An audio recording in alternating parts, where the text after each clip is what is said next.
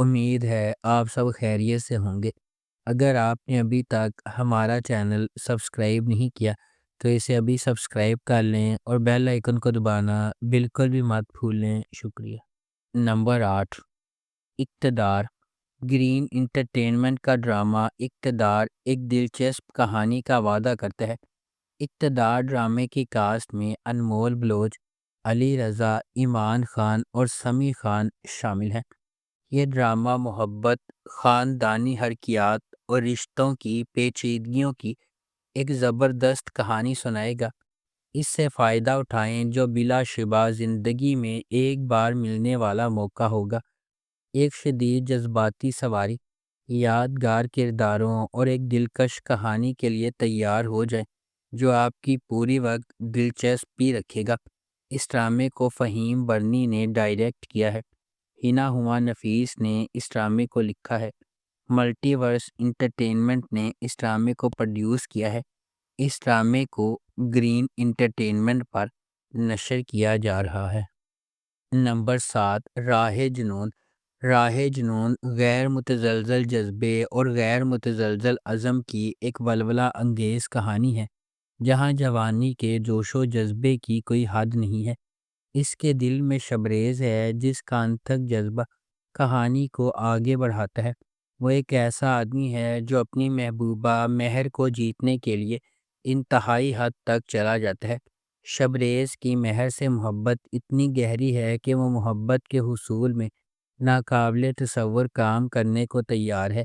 کہانی ایک شدید غیر متزلزل محبت کی کھوج کے طور پر سامنے آتی ہے جو تمام رکاوٹوں اور کنونشنوں کو مسترد کر دیتی ہے، کیونکہ شبریز کسی بھی طرح سے اسے اپنا بنانے کی کوششوں میں پرعزم ہے۔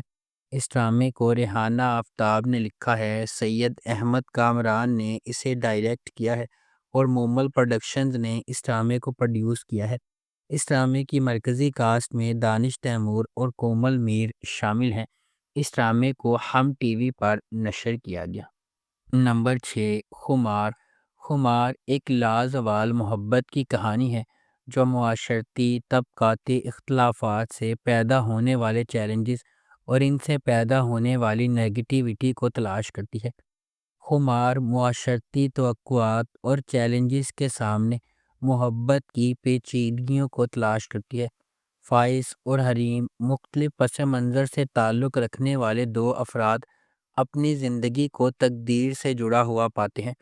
فائز ایک متمول گھرانے میں پیدا ہوا حریم سے بالکل متصادم ہے جو ایک نچلے متوسط طبقے کے پس منظر سے تعلق رکھتی ہے۔ ان کے اختلافات کے باوجود قسمت ان کے راستے ایک ساتھ باندھتی ہے۔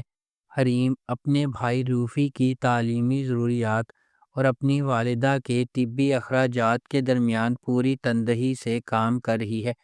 اسے متعدد رکاوٹوں کا سامنا ہے۔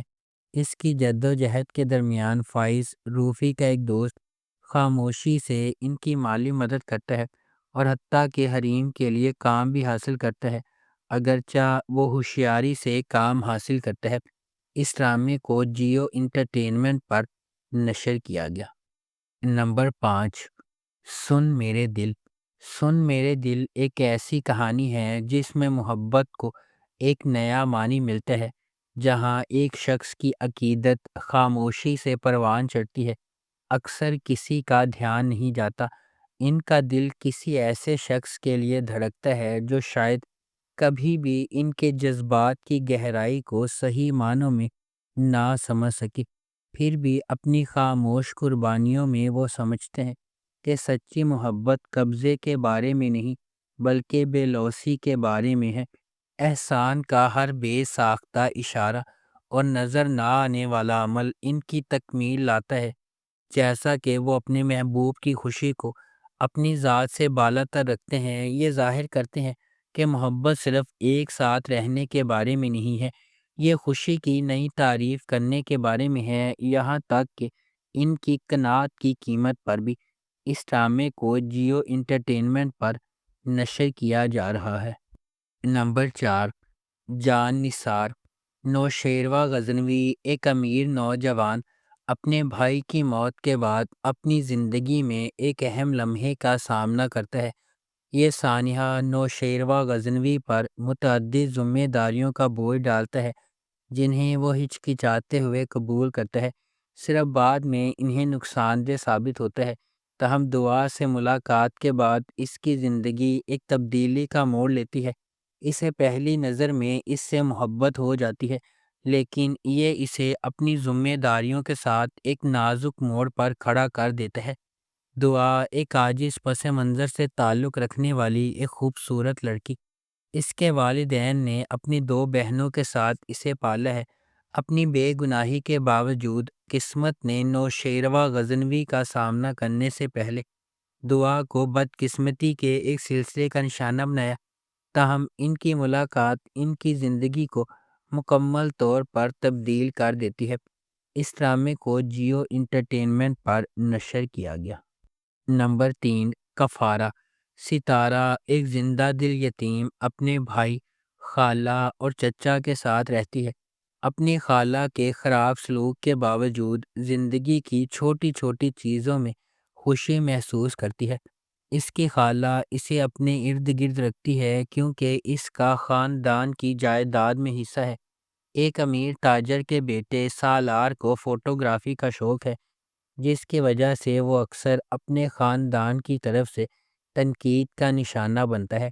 خالص دل کے ساتھ سالار اپنی ذمہ داریوں سے بچنے کے لیے جانا جاتا ہے۔ اپنی کزن کی شادی میں ستارہ غلط طور پر سالار کو فوٹوگرافر سمجھتی ہے۔ ستارہ کے ساتھ کتنا برا سلوک ہوتا ہے یہ دیکھ کر سالار اس کے لیے نرم گوشہ پیدا کرتا ہے، تاہم ایک سازش کی وجہ سے ان کی قربت پر اعتراضات اٹھتے ہیں۔ سالار ایک بار پھر اس مسئلے سے گریز کرتا ہے اور ستارہ کو اس کے اپنے خاندان کے شکوک کا سامنا کرنا پڑتا ہے۔ اس ڈرامے کو جیو انٹرٹینمنٹ پر نشر کیا گیا۔ نمبر 2، کبھی میں کبھی تم۔ جب دو خوبصورت لوگ ملتے ہیں تو کبھی میں کبھی تم جیسے عجائبات وجود میں آتے ہیں۔